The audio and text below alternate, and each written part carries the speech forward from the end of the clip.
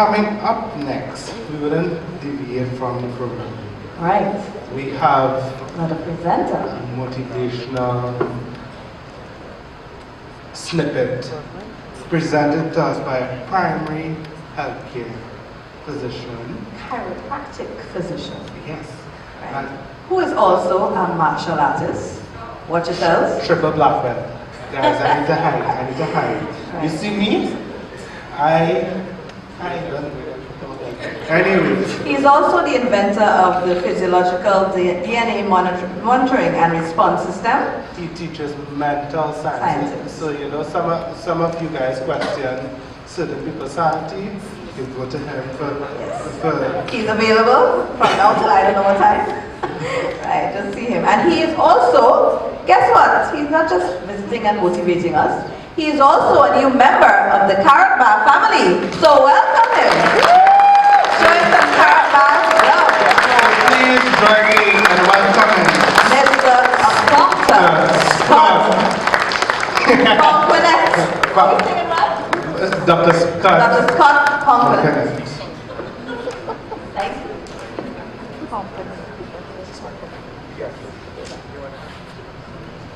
Okay, but that was weak. He came all the way from the US to speak to. He left. It's so cool up like this. It's so chilly. And he came to speak to someone that can bring warm. Come on, you can do better than that. This is the first time in Trinidad. First time in Trinidad.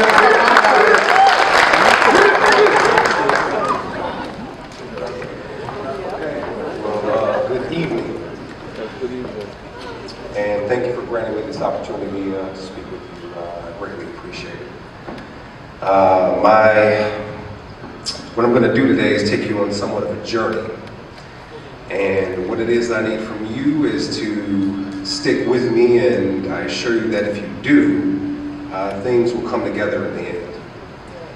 Okay, so what it is I'm going to discuss with you here today is by no means original or new, as I have simply borrowed from and pieced together the thoughts and ideas of men and women's minds, some of whom lived 100 or even thousands of years ago. I think it well to state that this presentation has been somewhat hastily prepared, and I trust that my critics will spare themselves the trouble of pointing out my defects in style and composition, as I'm already aware of these things. My goal here today, however, is to acquaint you with the means of developing and effectively using the power of thought. With that said, let's begin. We'll proceed. Okay. So again, my goal here today is to acquaint you with the means of developing and effectively using the power of thought. And in doing so, leaving you with something a little more enduring than anything you can acquire via a monetary investment. With that said, let's begin. The same power which brought the universe into physical manifestation is the same power which brings your thoughts and ideas into physical form. Let me say that again. The same power which created the universe and brought it into physical manifestation is the same power which will bring your thoughts into physical form. Have you ever asked yourself why it is one man or woman is successful and another is not? Or while gazing upon the night sky, why there are the development of stars and planets in certain areas and not in others? Well, one can talk along strictly scientific lines for hours, showing that the raw material for the formation of the foundations of the solar systems is evenly distributed throughout all space.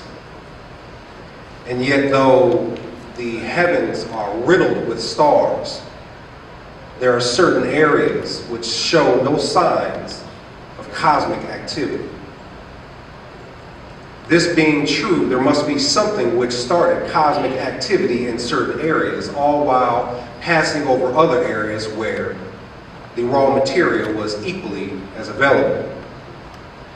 Now, at first thought, one may be so inclined to attribute the existence of, or the creation of cosmic energy to the particles, the individual particles themselves. However, upon investigation, we see that this is mathematically impossible in a medium which is evenly distributed throughout space. For all of its particles are at equilibrium and balanced, and no one particle possesses in itself a greater amount of originating motion than the other. Thus, we arrive at the conclusion that the power working in and through the particles of primary substance are not the particles themselves, but that's something we speak of when we mean spirit. Now, man consists of matter. And what is matter but the necessary vehicle for spirit? Spirit is that which gives inherent motion to a thing and is responsible for life itself. And the livingness of life is contained within intelligence, or rather the power of thought. Therefore, one can say that the distinct characteristic of matter is form. The distinct characteristic of spirit is thought. Form implies extension in space and limitations within certain boundaries. Spirit or thought implies neither.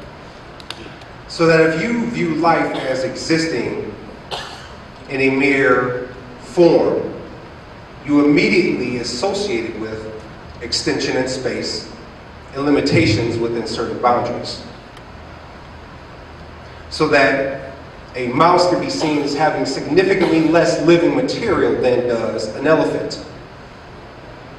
However, if you can view life as living or existing in terms of livingness or devoid of form, you immediately see that the mouse is just as much alive as is the elephant, notwithstanding the difference in size.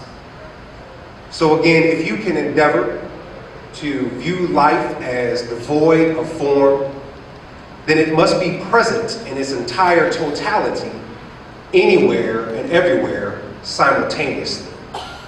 That is, in all points of space at the same time. The scientific definition for the word time is the period occupied by a body passing in space from one given point to another. So we arrive and we understand that the conception of spirit as being or existing perfectly outside of time and space and condition. This is precisely why it's imperative that you see your ideas and your dreams as existing in the eternal now. You must arrive mentally before you arrive physically.